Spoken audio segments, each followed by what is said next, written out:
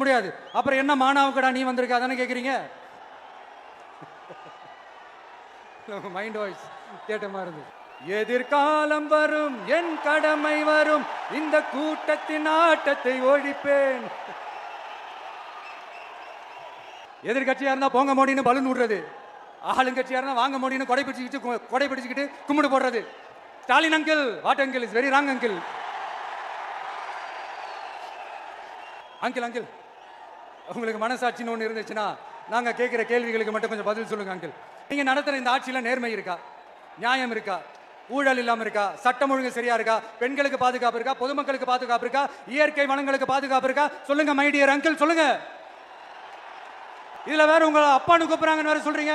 What is this uncle? Is very very wrong uncle, is very very wrong.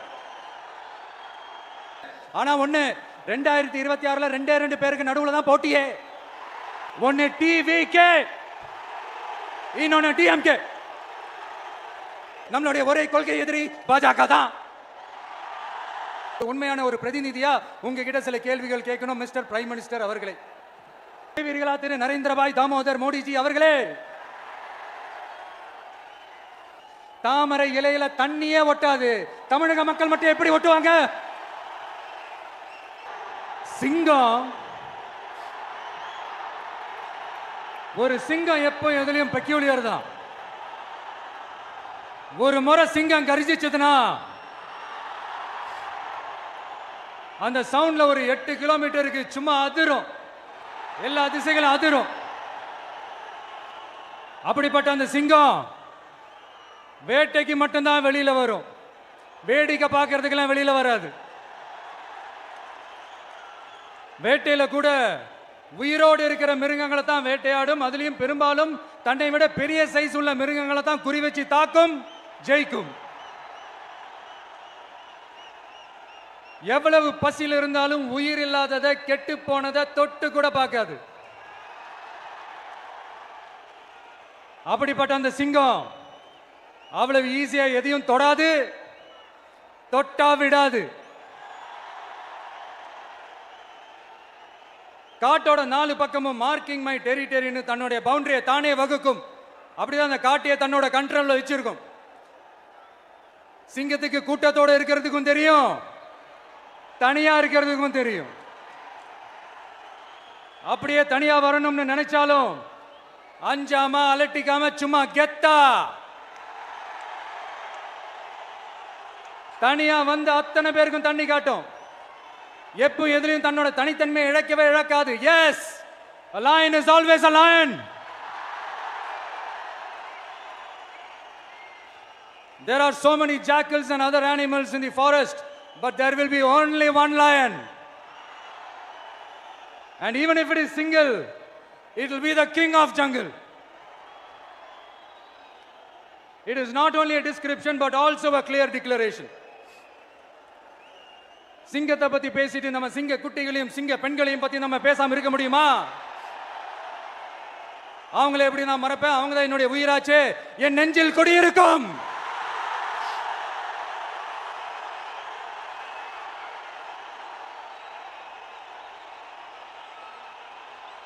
என்னுடைய தோழர்களுக்கும் தோழிகளுக்கும்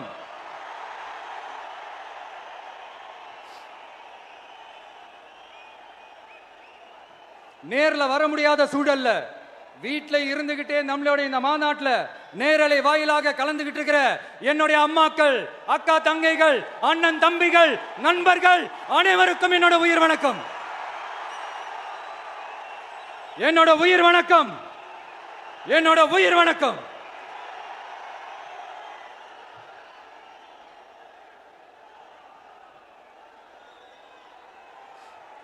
வீரம் விளையும் மாமதுரை மண்ணை வணங்குகிறேன்.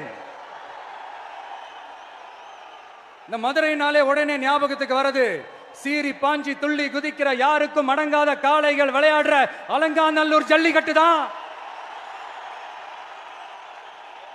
நம்ம வைகை ஆறு தான். அழகர் ஆத்துல இறங்குற வைபவம், மதுரை மீனாட்சி அம்மன். இந்த மண்ணோட உண்மையான குணம் உணர்வு பூர்வமான மண் இது.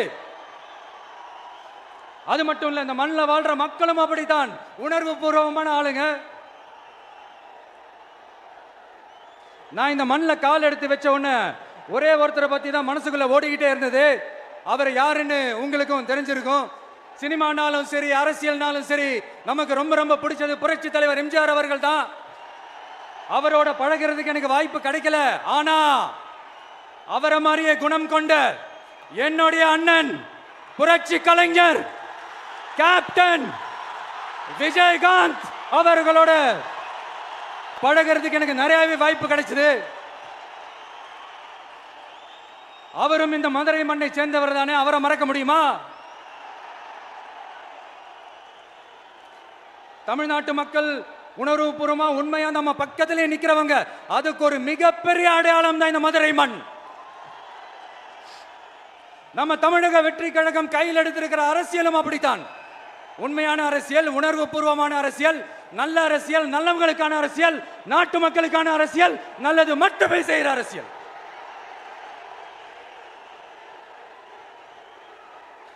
இதோ நம்மளுடைய இந்த 2வது மாநில மாநாடு வாகை சூடும் வரலாறு திரும்புகிறது. அப்படி இந்த மாநாட்டுக்கு பேர் வச்சிருக்கிறோம். 1967லயும் 1977லயும் நம்ம தமிழக அரசியல் ஒரு மிகப்பெரிய ஆட்சி அதிகார மாற்றங்கள் ஒண்ணு நடந்துச்சு இல்லையா? அதே மாதிரிதான் அடுத்த வருஷம் 2026ல அப்படி ஒரு வரலாறு திரும்ப போகுதுன்னு உறுதியா சொல்றதுக்கான மாநாடு தான் நம்மளோட இந்த 2வது மாநில மாநாடு.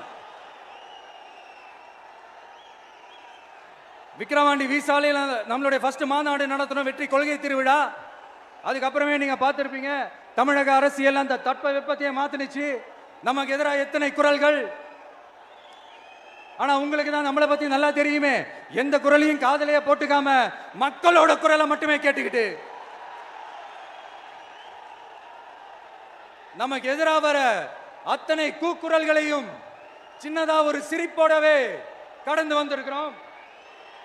அது இல்லாம நம்ம மாநாட்டில் ஒலிக்கிற இந்த குரல், இந்த ஒற்றை தமிழ் மகனோட குரல் மட்டுமல்ல, ஒட்டுமொத்த தமிழ்நாட்டு மக்களுடைய குரல்.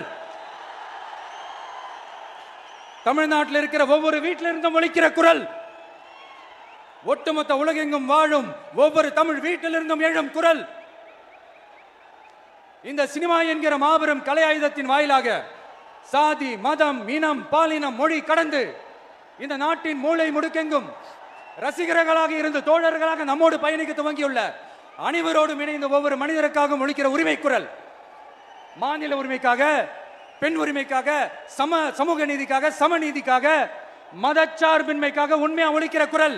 அதனால் இந்த குரலுக்கு எதிராக இன்னும் இன்னும் எத்தனை எத்தனை குரல்கள் வந்தாலும் ஓங்கி ஒலிக்குமே தவிர ஒரு நாளும் ஓயவே ஓயாது. Yes, it is an unstoppable voice, an unstoppable force. நம்ம அரசியலுக்கு வர்றதுக்கு முன்னாடி, அட இவரெல்லாம் வர மாட்டாரியா, அவரே வரல, இவரே வரல, இவருங்க வர போறாரு அப்படின்ட்டு நிறைய பேர் ஜோசியம் சொன்னாங்க. அப்புறம் நம்ம கட்சியினுடைய பேர் அறிவிச்சதுக்கு அப்புறம், பேரு தானே அறிவிச்சிருக்கிறாரு, மக்கள் கிட்ட பேர் வாங்கணும்ல, அதெல்லாம் முடியாதுன்னாங்க. அப்புறம் ரொம்ப முக்கியமா மாநாடுலாம் எவ்வளவு பெரிய விஷயம், அதெல்லாம் இவர் ஒத்தால எப்படி பண்ண முடியும், சும்மா பக்கத்தில் புஷியானதை வச்சுக்கிட்டு மாநாடுல எப்படி நடத்தி காட்ட முடியும், அதெல்லாம் அவங்களால முடியாது. அப்புறம் மழை பெஞ்சு எல்லாத்தையும் எடுத்துரும், ஏன் என் கூட இருக்கிறவங்களே கூட தான் சொன்னாங்க. அதுக்கப்புறம் என்ன நடந்துச்சுன்னு உங்க எல்லாருக்குமே தெரியும். இப்ப புதுசா ஒண்ணு சொல்ல ஆரம்பிச்சிருக்கிறாங்க. அது என்னடானா, ஆட்சியை பிடிக்கிறதெல்லாம் அவ்வளவு ஈஸி இல்லை இல்லையா. இப்ப அதெல்லாம் விட்டாங்க, இப்ப இங்க வந்துட்டாங்க. இவர் நேரா ஷூட்டிங்ல இருந்து வருவாராம், வந்து ஆட்சியை பிடிப்பாராம். அது எப்படி இவராலே முடியும், அவராலேயே முடியல, இவராலேயே முடியல, அவருக்கு அத்தனை வருஷம் ஆச்சு, இவராலே எப்படி முடியும்ட்டு ஒரு பக்கம். இன்னொரு பக்கம் கூட்டம்லாம் ஓகே தான், அது எப்படி ஓட்டா மாறும் அப்படின்றது இன்னொரு பக்கம். இப்படி கதை, திரைக்கதை, வசனம், இயக்கம், பாடல்கள். அதனால இந்த அரசியல் ஆய்வாளர்களுக்கு நான் சொல்றதெல்லாம் ஒண்ணே ஒண்ணுதான், நல்லா கேட்டுக்கங்க. இந்த விஜய் ஏதோ இந்த பல லட்சம் பேர் கூடுற கூட்டத்தில் மட்டுமே இருக்கிறாரு அப்படின்னு மட்டும் தப்பு கணக்கு போட்டாதீங்க. ஏன்னா நம்மளுடைய இந்த கூட்டம் வெறும் ஓட்டா மட்டும் இல்லைங்க, வரப்போற தேர்தலில் மக்கள் விரோத ஆட்சியாளர்களுக்கு நாம வைக்க போற வேட்டா, நம்மளை கோட்டைக்கு அனுப்ப போற ரூட்டா இருக்க போதுன்னு சீக்கிரமாவே தெரிஞ்சுப்பீங்க. ஏன்னா கோடிக்கணக்கானவங்களோட ஹார்ட்லயும் வீட்லயும் ஏற்கனவே ஆல்ரெடி உயிரா, உணர்வா, உறவா இருக்கிறோம். நம்மளுடைய கனெக்ட் எல்லாம் வெறும் மக்களோட மட்டும்தான். நாம யாருன்னு அவங்களுக்கு தெரியும், அவங்க யாருன்னு நமக்கு தெரியும். நாமளும் நம்ம மக்களும் எப்படி இருக்கிறோம்னு எதிரிகளுக்கு நல்லாவே தெரியும். இருந்தாலும் இந்த விஜய் எதுக்குப்பா வந்திருக்கிறாரு, இவர் என்ன புதுசா என்ன திட்டம்லாம் சொல்லிட்டாரு அப்படின்னு வேற நிறைய கேள்விகள். இந்த சொல்றேன் தெரிஞ்சுக்கங்க. பெண் குழந்தைகள், பெண்கள் மற்றும் வயசானவங்களோட பாதுகாப்புல தான் நம்ம பிரையாரிட்டியே.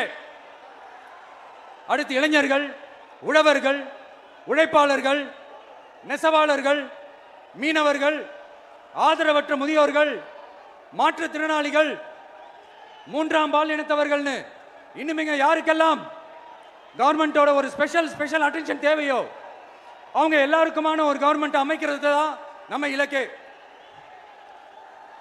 நான் ஏற்கனவே சொன்னதை தான் நான் திரும்பவும் சொல்றேன். நம்மளுடைய இந்த தமிழக வெற்றி கழகம் ஏதோ அரசியல் ஆதாயத்துக்காக தொடங்கப்பட்ட கட்சியெல்லாம் கிடையாதுங்க. கொள்கை கோட்பாடுகளோடு தந்தை பெரியார், பெருந்தலைவர் காமராஜர், அண்ணல் அம்பேத்கர், வீரமங்க வேலு நாச்சியார், மக்கள் சேவகர் அஞ்சலை அம்மாள்,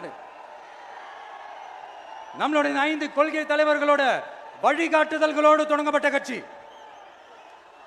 நம்ம ஸ்டாண்ட்ல நாம எப்பவுமே ஸ்ட்ராங்கா தாங்க இருக்கிறோம். அதுல எந்த மாற்றத்துக்கோ எந்த சமரசத்துக்கோ துளி கூட இடமில்லை. நம்மளுடைய ஒரே கொள்கை எதிரி பாஜக தான். நம்மளுடைய ஒரே அரசியல் எதிரி திமுக தான். எப்படி? நம்மளுடைய ஒரே கொள்கை எதிரி, நம்மளுடைய ஒரே அரசியல் எதிரி. ஏதோ அண்டர் கிரவுண்ட் ஆதாயத்துக்காக டீல் போட்டுக்கிட்டு, டீல் பேசிக்கிட்டு, இந்த அலையன்ஸ் வச்சுக்கிட்டு இந்த ஊரை ஏமாத்துற கட்சியெல்லாம் நம்ம டிவிக்கே கிடையாதுங்க. யாருக்காகவும் எதுக்காகவும் எந்த பயமும் கிடையாது. மாபெரும் பெண்கள் சக்தி நம்மளோட இருக்கிறாங்க, மாபெரும் இளைஞர்கள் சக்தி நம்மளோட இருக்கிறாங்க, ஒட்டுமொத்த தமிழ்நாட்டு மக்களுடைய சக்தி நம்மளோட நிற்கிறாங்க. அப்படி இருக்கும்போது இந்தியாவில் இருக்கிற எல்லா ஸ்டேட்லயும் வாழ்ற நம்ம தமிழ் நெஞ்சங்கள் மட்டும் இல்ல, உலகம் பூரா 100க்கும் மேலான நாடுகள்ல வாழ்ற நம்ம தாய் தமிழ் உறவுகள் எல்லாருமே என்ன விஜய் தளபதி விஜய் இல்லனா விஜய் தளபதி இப்படி சொந்தம் கொண்டாடுற கோடிக்கணக்கானவங்களோட அன்பு மாசியும் நம்மளோட இருக்கும்போது, இவங்க எல்லாருமே நம்மளோட நிற்கும் போது எதுக்குங்க இந்த பாசிச பாஜகவோட நேரடி கூட்டணியோ இல்ல மறைமுக கூட்டணியோ உறவு வச்சுக்க? நாம என்ன உலகமாக ஊழல் கட்சி? என்ன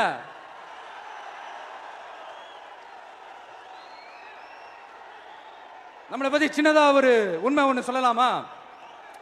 என்னடா இவர் வாயால இப்படி சொல்றாருன்ட்டு யாரும் தவறா நினைச்சுக்க வேணாம். ஏன்னா இது ஒரு விதத்துல ஒரு ஃபேக்டும் கூட. அதனாலதான் நான் சொல்லணும்னு ஆசைப்படுறேன். நம்ம யார் தெரியும்ல?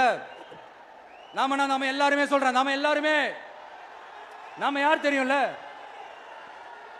இந்தியாவின் மாபெரும் மக்கள் சக்தி கொண்ட ஒரு மகத்தான வெகுஜன மக்கள் படை.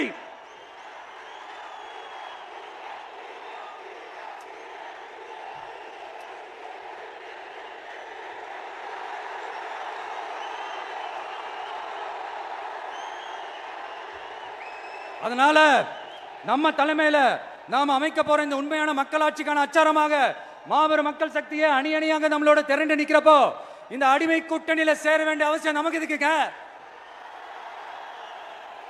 நம்மளுடைய இந்த கூட்டணி சுயம் இழந்த கூட்டணியாலாம் இருக்காது, சுய மரியாதை கூட்டணியா தான் இருக்கும். இந்த ஒரு பக்கம் RSS கிட்ட அடிபணிஞ்சுக்கிட்டு, இன்னொரு பக்கம் மதச்சார்பற்ற கூட்டணின்னு இந்த மக்களை ஏமாத்துற கூட்டணியாலாம் நம்ம கூட்டணி இருக்காது.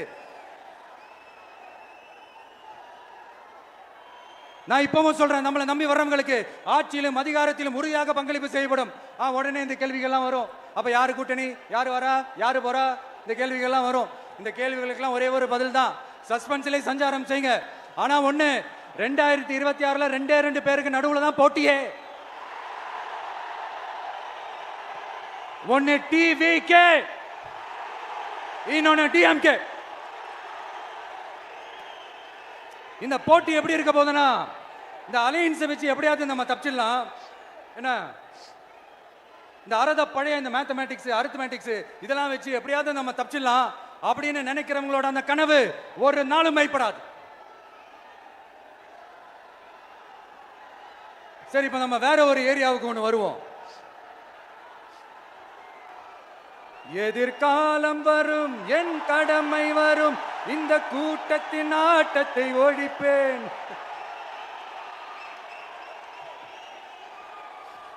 மக்கள் அரசியல் என்ற அந்த சவுக்க கையில் எடுக்கலாமா? யாருக்கு எதிரான தானே கேட்கிறீங்க? வேற யாரு? மறைமுக உறவுக்காரர்களான பாசிச பாஜகவும் பாய்சன் திமுகவும் தான். மாண்புமிகு பிரதமர் நரேந்திர மோடிஜி அவர்களே, 3வது முறையா ஒன்றியத்தோட ஆட்சி அதிகாரத்தை நீங்க தானே கையில் வச்சிருக்கிறீங்க. இல்ல நாங்க தெரியாம தான் கேட்கிறோம். நீங்க ஆட்சிக்கு வந்தது ஒட்டுமொத்த மக்களுக்கும் நல்லது செய்யவா, இல்ல நம்மளுடைய இந்த இஸ்லாமிய நண்பர்களுக்கும் இஸ்லாமிய தோழர்களுக்கும் எதிராக சதி செய்யவா? மக்களுக்கு உங்ககிட்ட கேட்கறதுக்குன்னு ஏராளமான கேள்விகள் இருக்குது. அதனால அவங்க சார்பா அவங்கள ஒருத்தனா அவங்களோட ஒரு உண்மையான ஒரு பிரதிநிதியா உங்ககிட்ட சில கேள்விகள் கேட்கணும். மிஸ்டர் பிரைம் மினிஸ்டர் அவர்களே, நம்ம தமிழ்நாட்டு மீனவர்கள் கிட்டத்தட்ட ஒரு 800 பேருக்கு மேல இலங்கை கடற்படையால தாக்கி அழிக்கப்பட்டிருக்கிறாங்க. அதை கண்டிக்கிறதுக்காக உங்களை பெருசா எதுவும் செய்ய சொல்லல, சின்னதா ஒண்ணே ஒண்ணு மட்டும் செஞ்சு கொடுங்க. இனிமேலாச்சும் எங்களுடைய மீனவர்கள் பாதுகாப்பா இருக்கிறதுக்காக இந்த கச்சத்தீவை இலங்கை கிட்ட இருந்து மீட்டு கொடுத்துருங்க, அது போதும். உங்களுடைய இந்த முரட்டு பிடிவாதத்தால நீங்க நடத்துற இந்த நீட்டு தேர்வு, அதனால இங்க என்னென்ன நடக்குதுன்னு சொல்றதுக்கே மனசு வலிக்குது. அதனால அந்த நீட்டு தேர்வு தேவையில்லைன்னு அறிவிச்சிருங்க, அது போதும். செய்வீர்களா திரு நரேந்திரபாய் தாமோதர் மோடிஜி அவர்களே? எங்களுக்கு என்னென்ன தேவையோ என்னென்ன நல்லதோ அதெல்லாம் செய்ய மாட்டேங்கிறீங்க. ஆனா ஆட்சி அதிகாரத்தை மட்டும் கையில வச்சுக்கிட்டு மக்களை ஏமாத்த நேரடியாக ஒரு பாசிச பாஜக அடிமை கூட்டணி ஒண்ணு. அடுத்து உங்களோட இந்த மைனாரிட்டி ஆட்சியை ஓட்டுறதுக்காக மறைமுகமாக RSS அடிமை குடும்பம்னு இன்னொரு கூட்டணி. இப்படி மக்கள் சக்தியே இல்லாத இந்த ஊழல் கட்சிகளை மிரட்டி அடிப்பணியை வச்சு 2029 வரைக்கும் சொகுசு பயணம் போயிடலாம்னு திட்டம் தீட்டி வச்சிருக்கிறீங்க. அதானே ஜி? என்ன ஜி? ஒண்ணு மட்டும் சொல்றேன், தெரிஞ்சுக்கங்க. என்னதான் நீங்க இந்த நேரடி மறைமுக கூட்டணி குட்டிகரணம் போட்டாலும் தாமரை இலையில தண்ணியே ஒட்டாது. தமிழக மக்கள் மட்டும் எப்படி ஒட்டுவாங்க? இங்க ஒரு MP சீட்டு கூட தரலன்றதுக்காக தமிழ்நாட்டுக்கும் தமிழ்நாட்டு மக்களுக்கும் எதுவுமே செய்யாம ஓரவஞ்சனை செய்யுது இந்த ஒன்றிய பாஜக அரசு. சங்கம் வச்சு தமிழ் வளர்த்த மண் இந்த மதுரை மண். அதனால இங்க அந்த கீழடியில கிடைச்ச ஆதாரங்களை எல்லாம் மறைச்சிட்டு எங்க நாகரிகத்தையும் எங்க வரலாறையும் அழிக்கிறதுக்காக உள்ளடி வேலை செய்யலாம்னு நினைக்கிறீங்க. தமிழ்நாட்டை தொட்ட என்ன நடக்கும் நீங்க பல உதாரணங்கள் இருக்குது. அதனால இதையெல்லாம் மறைச்சிட்டு எங்க மக்களை ஏமாத்திடலாம்னு மட்டும் நினைக்காதீங்க. மத நல்லிணக்கத்திற்கு பெயர் பெற்ற இந்த மதுரை மண்ணிலிருந்து சொல்றேன், உங்க எண்ணம் எல்லாம் ஒரு நாளும் ஈடேறாது.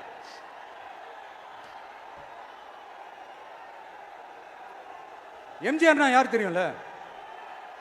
அவர் மாஸ்னா என்னன்னு தெரியும்ல? அவர் உயிரோடு இருக்கிற வரைக்கும் அந்த சிஎம் சீட்டை பத்தி ஒருத்தராலையும் நினைச்சு கூட பார்க்க முடியல, கனவு கூட காண முடியல. எப்படியாவது அந்த சிஎம் சீட்டை என்கிட்ட கொடுத்துருங்க, என் நண்பர் எம்ஜிஆர் திரும்ப வந்ததுக்கு அப்புறம் நான் திருப்பி கொடுத்துறேன்னு தன்னோட எதிரியை கூட மக்கள் கிட்ட கெஞ்ச வச்சவர் எம்ஜிஆர். எப்படி கெஞ்ச வச்சவர்? அதனால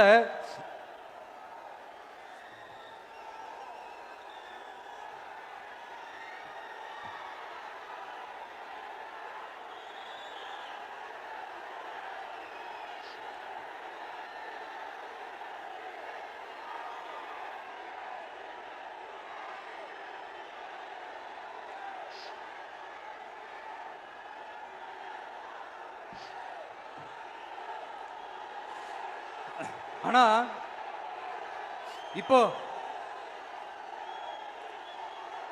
அவர் ஆரம்பிச்ச அந்த கட்சியை, எம்ஜிஆர் அவர்கள் ஆரம்பிச்ச அந்த கட்சியை கட்டி காக்கிறது யாரு? இன்னைக்கு அந்த கட்சி எப்படி இருக்குது அதை நான் சொல்லிதான் உங்களுக்கு தெரியணுமா என்ன? அப்பாவி தொண்டர்கள் அதை வெளியில சொல்ல முடியாம வேதனையில தவிக்கிறாங்க. 2026 சட்டமன்ற தேர்தலில் யாருக்கு ஓட்டு போடணும், எப்படிப்பட்ட ஆட்சி இங்க அமையணும்னு அந்த அப்பழுக்கற்ற அந்த தொண்டர்களுக்கும் ரொம்ப நல்லாவே தெரியும். அதனால என்ன வேஷம் போட்டுக்கிட்டு பாஜக இங்க தமிழ்நாட்டுக்குள்ள வந்தாலும் அவங்க வித்தை எல்லாம் இங்க வேலைக்கே ஆகாது. இப்படி பொருந்தா கூட்டணியா இந்த பாஜக கூட்டணி இருக்கிறதுனால இப்ப ஆட்சியில இருக்கிற இந்த வெற்றி விளம்பர மாடல் திமுக என்ன செய்துன்னு தெரியும்ல? பாஜகவோட உள்ளுக்குள்ள ஒரு உறவை ஒண்ணு வச்சுக்கிட்டு வெளியில எதிர்க்கிற மாதிரி ஒரு டிராமா ஒண்ணு பண்ணிக்கிட்டு, எதிர்கட்சியா இருந்தா போங்க மோடின்னு பலூன் விடுறது, ஆளுங்கட்சியா இருந்தா வாங்க மோடின்னு கொடை பிடிச்சுக்கிட்டு கும்பிடு போடுறது. இது மட்டுமா? ஒரு ரைடுன்னு ஒன்று வந்துட்டா போதும், இது வரைக்கும் போகவே போகாத ஒரு மீட்டிங், அதை காரணம் காட்டி டெல்லிக்கு போறது, அங்க ஒரு சீக்ரெட் மீட்டிங் நடத்துறது. நல்லா நோட் பண்ணணும் மக்களே, அந்த மீட்டிங் அப்புறம் இந்த இஷ்யூ அப்படியே காணாம போயிருக்குமே. அதேதான் Stalin uncle, what uncle is very wrong uncle.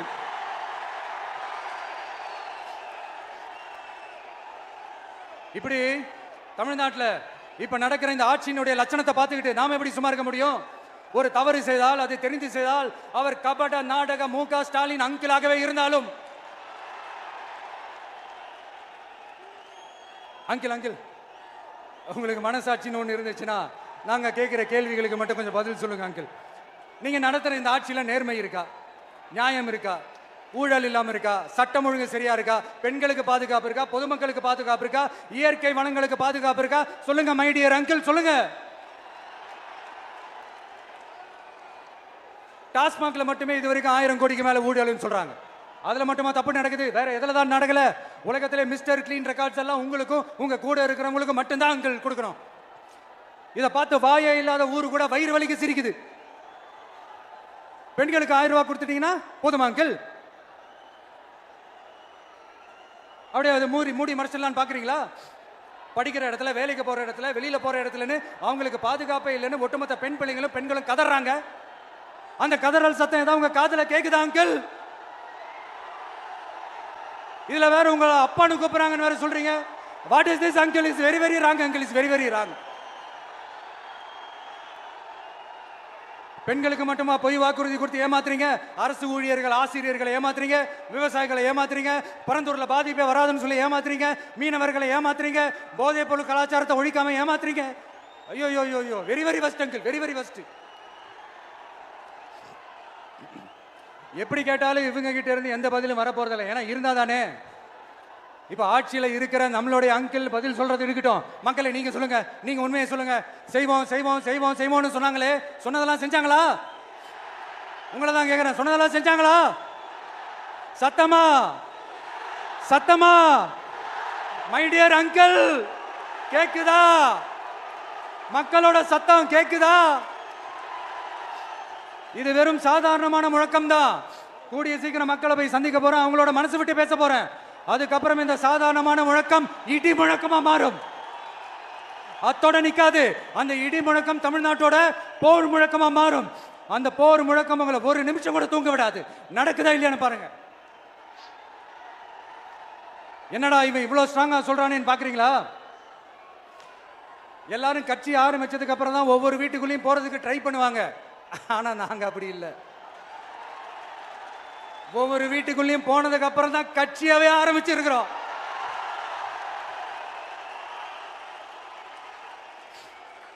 அதனால ஒட்டுமொத்தமா எல்லாருமா சேர்ந்து இந்த திமுக ஆட்சியை, கபட நாடக திமுக ஆட்சியை 2026 தேர்தலில் வீட்டுக்கு அனுப்புறோம். வீட்டுக்கு அனுப்புறோம். என்ன நண்பா, சரிதானே? என்ன நண்பி, செய்வீர்கள் தானே? இப்போ உங்களுக்கு சின்னதா ஒரு சர்ப்ரைஸ். நம்ம கட்சியினுடைய வேட்பாளர் பட்டியலை இப்ப நான் அறிவிக்க போறேன். மதுரை கிழக்கு வேட்பாளர் விஜய். இன்னும் முடிக்கல. ஒரு நிமிஷம், இன்னும் முடிக்கல.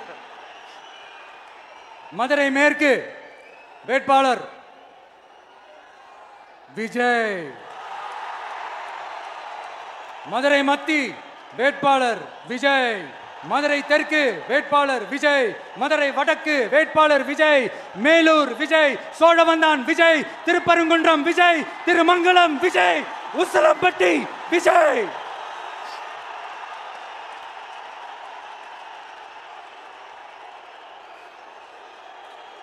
என்னடா எல்லா தொகுதியிலும் ஒரே வேட்பாளர்னு பாக்குறீங்களா?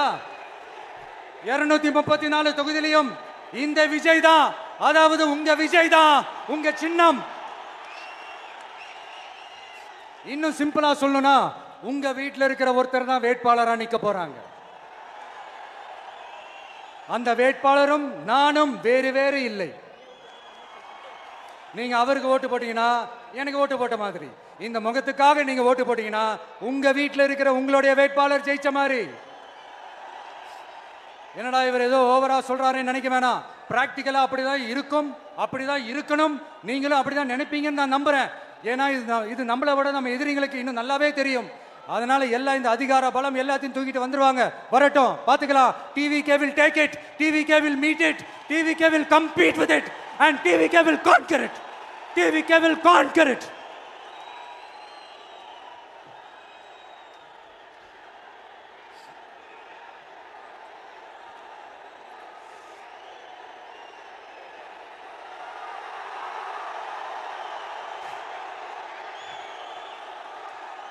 இந்த நேரத்தில் நம்ம மனசுல இருக்கிறத மக்கள் கிட்ட சொல்லி ஆகணும். தூத்துக்குடி ஸ்னோலினோட அம்மா என்ன அவங்களோட தம்பின்னும் அவங்க பொண்ணுக்கு நான் தாய் மாமன்னு சொன்னாங்க. அந்த அக்காவோட குழந்தைக்கு மட்டும் இல்லைங்க, என்ன அண்ணனா தம்பியா நினைக்கிற தமிழ்நாட்டில் இருக்கிற என்னோட எல்லா சகோதரிகளின் குழந்தைகளுக்கும் நான் இன்னைக்கு மட்டும் இல்ல என்னைக்குமே ஒரு தாய் மாமனா தான் இருப்பேன். நீங்க எல்லாரும் என்னுடைய ரத்த உறவு, கூட பிறந்த பொறுப்பு. என் வீட்டு ரேஷன் கார்டில் வேணா உங்க பேர் இல்லாம இருக்கலாம், உங்க வீட்டு ரேஷன் கார்டில் வேணா என் பேர் இல்லாம இருக்கலாம். ஆனா நாம் எல்லாரும் ஒண்ணுதான், உறவு தான். நமக்கு இடையே எந்த அரசியலும் உள்ள நுழையவே முடியாது. என்கிட்ட இருந்து உங்களையும் உங்ககிட்ட இருந்து என்னையும் எந்த சக்தியாலும் பிரிக்கவே முடியாது.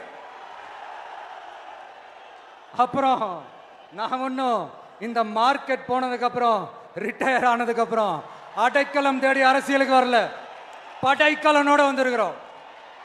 பவர்ஃபுல் ஃபோர்ஸோட, மாபெரும் படை வரிசையோட எல்லாத்துக்கும் தயாராகி தான் வந்திருக்கிறோம்.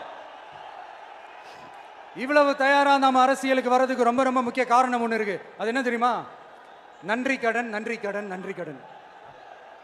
கிட்டத்தட்ட ஒரு 30 வருஷத்துக்கு மேல நீங்க தான், நம்ம மக்கள் தான் என் கூட நிக்கிறீங்க, எனக்காக நிக்கிறீங்க, என்னை தாங்கி பிடிக்கிறீங்க, மனசுல ஏந்தி பிடிக்கிறீங்க, தாய் அன்போட மடியில ஏந்திக்கிறீங்க. உண்மையை சொல்லணும்னா வேற யாரை விடவும் எனக்கு இந்த அன்பையும் ஆதரவையும் கொடுத்துருக்கிறீங்க. என் மேல உயிரையே வச்சிருக்கிறீங்க. என்ன உங்க வீட்டுல ஒருத்தனாவே ஆக்கிட்டீங்க. நீங்க எனக்கு கடவுள் கொடுத்த வரம். உலகம் பூரா நமக்காக நம்ம கூட நிக்கிற நம்ம மக்களை நான் எப்படி மறப்பேன்? நான் என் லைஃப்ல ரொம்ப உயிரா நினைக்கிறதே பெண்களை, குழந்தைங்களை, இளைஞர்களை, உழைக்கிற மக்களை தான். இவங்க தான் நம்மளோட வகைரா. இதை பார்த்து தான் நம்மளோட எதிரிகளுக்கு பத்தி எரியுது. அதுக்காக நாம் என்ன செய்ய முடியும்? அதனால நம்ம உறவுகளை, சொந்தத்தை, வகைராவை யாருக்காகவும் எதுக்காகவும் விட்டு கொடுக்க முடியாது இல்லையா? Here at this moment among this August gathering, I want to open my heart and say, I enjoy people. I respect people. I worship people. சரிப்பா, இவ்வளவு செஞ்ச நம்ம மக்களுக்கு நன்றி கடனா உன்னால முழுமையா செலுத்த முடியுமான்னு கேட்டா சத்தியமா சொல்றேன், என்னால முடியாதுதான். இன்னும் எத்தனை ஜென்மம் எடுத்தாலும் அந்த நன்றி கடனை என்னால தீர்க்கவே முடியாது. அப்புறம் என்ன மானாவுக்கடா நீ வந்திருக்க அதானே கேட்குறீங்க? மைண்ட் வாய்ஸ் கேட்ட மாதிரி இருந்தது. வாழ்நாள் முழுக்க நம்ம மக்களுக்காக ஆதரவா துணையா நிக்கிறத தவிர, அவங்களுக்காக உழைக்கிறத தவிர எனக்கு வேற எந்த எண்ணமும் இல்லை. எனக்கு இப்ப வேற வேலையும் இல்லை. இனிமே எனக்கு இதுதான் என் வேலையே, என் கடன் இனி என் மக்களுக்கு பணி செய்து கிடப்பதே. இப்படியா ஹார்ட் டு ஹார்ட் யதார்த்தமா பேசிய பழகிட்டோம். இதுக்கு மேலேயும் எனக்கு மக்களுக்கும் இடையே இருக்கிற அந்த உறவை பத்தி நான் பேச ஆரம்பிச்சேன்னா ஒரு மாதிரி எமோஷனல் ஆகிடுவேன். அப்புறம் அதை கண்ட்ரோல் பண்ணுறது ரொம்ப கஷ்டம். அதனால என்னை மனசார நேசிக்கிற நம்ம மக்களுக்கு ஒன்று சொல்றேன், இந்த விஜய் உங்க விஜய், உங்களுக்கான விஜய், உங்களுக்காக மட்டுமே இருக்கிற விஜய். உங்க கூட நிக்க, உங்களுக்காக நிக்க, உண்மையா நிக்க, உணர்வோட நிக்க, உறுதியா நிக்க, உங்க கூட பேச, உங்களுக்காக பேச, உண்மையா பேச, உணர்வோட பேச, உறுதியா பேச, உங்களுக்காக சேவை செய்ய உங்க விஜய் நான் வர.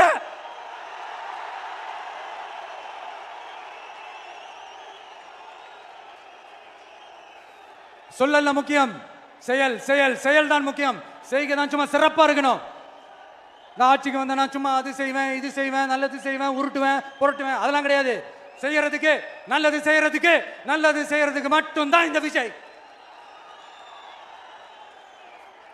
அப்புறம் ஒரு அரசியல் தலைவன் அவன் சினிமாக்காரனா, நல்லவனா, கெட்டவனா, இதெல்லாம் தாண்டி அவன் உண்மையானவனா, அதுதான் ரொம்ப ரொம்ப முக்கியம். இது சம்பந்தமா ஒரு குட்டி கதை ஒன்று சொல்றேன். ஒரு நாட்டில் ஒரு ராஜா தனக்கு பக்கபலமா இருக்கிறதுக்காக கூட துணையா இருக்கிறதுக்காக ஒரு தளபதியை தேடுறாரு. சரியான தகுதிகளோட ஒரு 10 பேர் செலக்ட் ஆகுறாங்க. ஆனால் அதில் ஒருத்தர் மட்டும் தான் செலக்ட் பண்ணணும். அதனால் அந்த ராஜா என்ன பண்ணுறாருன்னா ஒரு டெஸ்ட் வைக்கிறாரு. அந்த 10 பேர் கையிலையும் விதை நெல்லை கொடுத்து இதை நல்லா வளர்த்து கொண்டு வாங்க, ஒரு 3 மாதம் கழிச்சு வாங்கன்னு சொல்லி அனுப்பி வச்சிடுறாரு. 3 மாதம் கழிச்சு வரும்போது அதில் ஒருத்தர் ஆள் உயரத்துக்கு வளர்த்துருந்தாரு, ஒருத்தர் தோல் உயரத்துக்கு வளர்த்துருந்தாரு. அதில் ஒரு 9 பேரும் நல்லா வளர்த்து கொண்டு வந்திருந்தாங்க. ஒருத்தர் மட்டும் வெறும் தொட்டியோடவே வந்தார். என்னன்னு கேட்டதுக்கு, நானும் தண்ணி ஊற்றி ஊற்றி பார்க்குறேன், உரம் வச்சு வச்சு பார்க்குறேன், வளரவே மாட்டேங்குது ராஜா, என்ன பண்ணுறதுன்னு தெரியலன்னு சொன்னதுக்கு ராஜா அவரை கட்டி அணைச்சிக்கிட்டு, இனிமேல் நீ தான் என்னுடைய தளபதி, எல்லா அதிகாரமும் உனக்கு தான் சொன்னார். ஏன்னா அந்த 10 பேர் கையிலையும் ராஜா கொடுத்தது அவித்த விதை நெல், அது முளைக்கவே முளைக்காது. அந்த 9 திருட்டு பயலும் என்ன பண்ணியிருக்காங்கன்னா வேற விதை நெல்லை வாங்கி அதை வளர்த்துட்டு ராஜாவையும் மக்களையும் ஏமாத்திருக்கிறாங்க. ஆனா இவர் மட்டும் உண்மையை போட்டு உடைச்சிட்டார். அதனால ஒரு நாட்டுக்கு திறமை எந்த அளவுக்கு முக்கியமோ அந்த அளவுக்கு உண்மையும் நேர்மையும் முக்கியம். இப்போ நீங்க எல்லாரும் தான் அந்த ராஜா. நீங்க தேர்ந்தெடுக்க போற அந்த தளபதி